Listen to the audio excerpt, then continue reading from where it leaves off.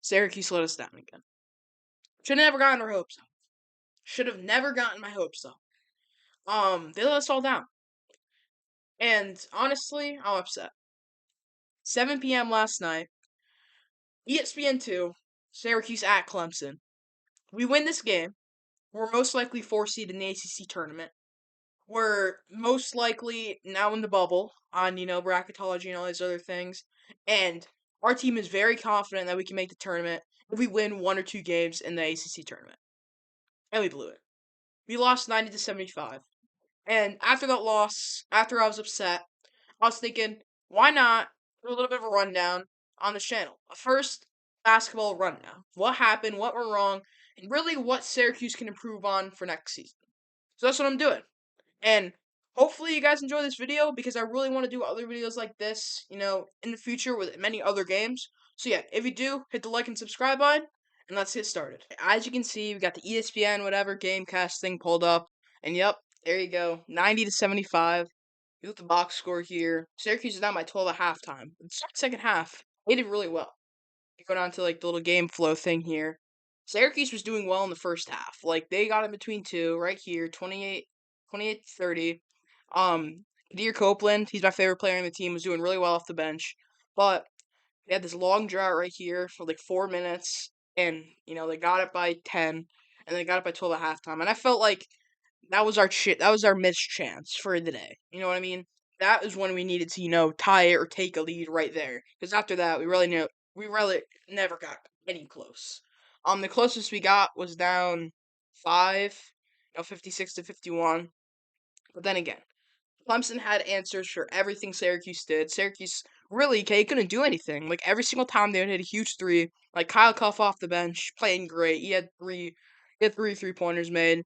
And Kadir Copeland off the bench again. He's my favorite player. He's like the best bench player on Syracuse. He's awesome. He should be starting. But besides that, like every single thing Cuse did, Clemson had an answer for, and they did it better.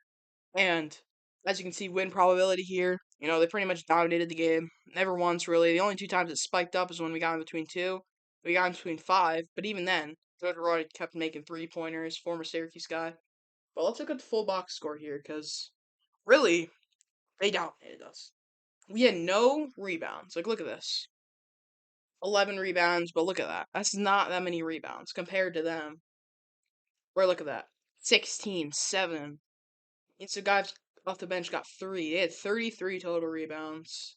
No, that's offensive. They had 33 total rebounds. We had 26. So it wasn't a huge mark, but still, it seemed like Syracuse couldn't answer their rebounding abilities all night.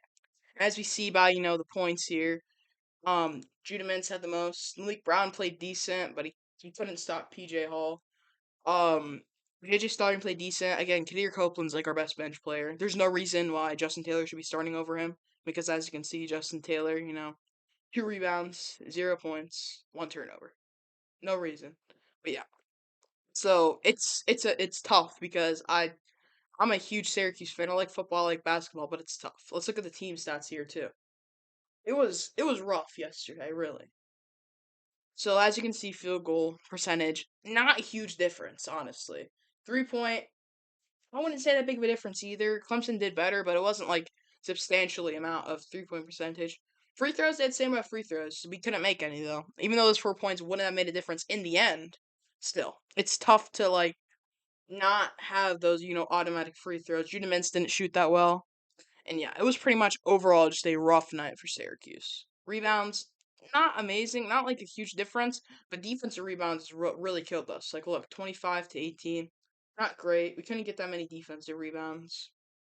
Assists, they had way more assists than we did. We were just, trying to play. Like I said, Judah Mintz, I like Judah, but sometimes you just run up and take an open shot, and it's like, you gotta look for other guys. You gotta look for Kadir. You gotta look for Cuff. In those situations where, he's on fire, you still gotta give it to him.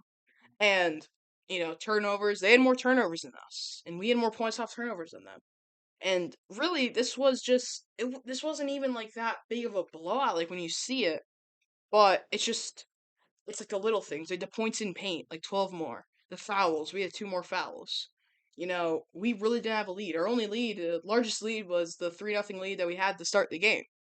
But I mean, overall, it was a tough loss. I wouldn't say we deserved it, but I mean, we kind of did. We weren't on the level yet. I still believe I have faith in Autry and them to build the franchise, build what he wants to build.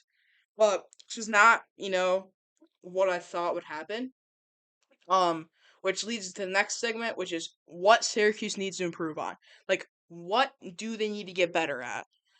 Because it's tough because we're good. We have talent. Like Copeland's awesome. Like Malik Brown's good. Chris Bell's good. Mintz is good. Starling's good. Mintz is gonna leave though.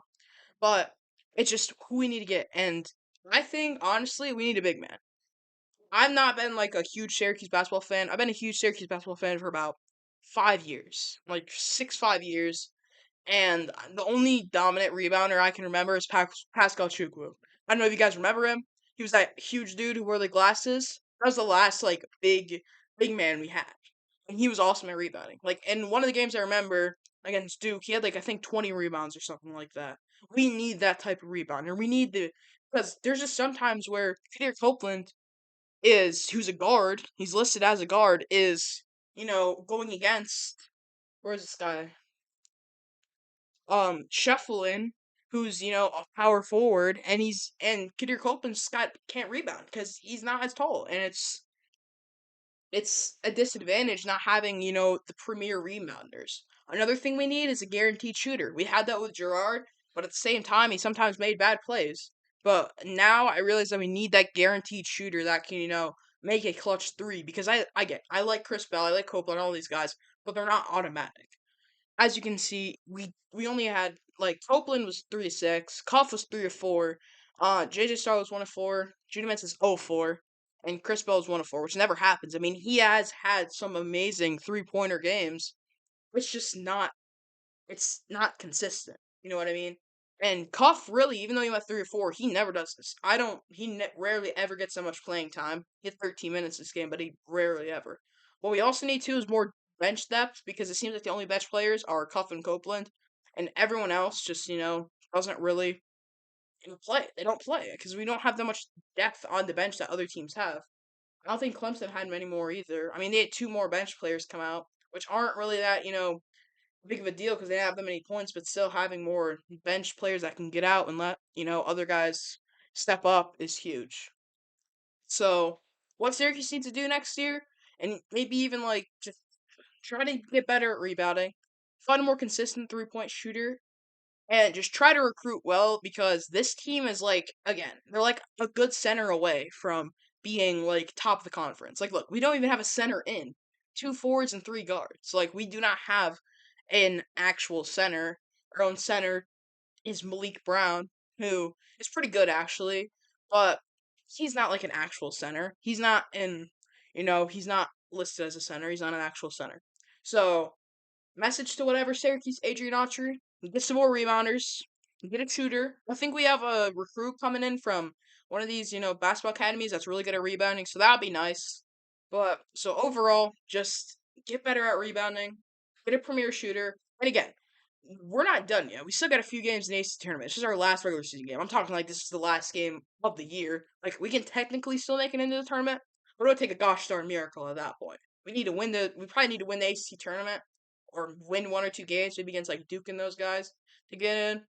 But in my opinion, this is probably, and we're not going to go any far. Maybe NIT, we'll see. Maybe I'll do. Maybe that'll happen. But so, again, get a rebounder, get a 3-point shooter, and just get better bench depth because, again, this team is so close. It's like one or two pieces away from being, Clemson pretty much, or a better Clemson. And yeah, so tough loss, but overall, I think the takeaways from this loss will be substantial, in the future. What's up, guys? Thank you for watching the end of the video. Hopefully, you enjoyed my little rundown on Syracuse's game. Again, tough loss, but overall, like I said, we had a lot to learn from this game. We have a lot to learn, in the future, maybe even in the ACC tournament.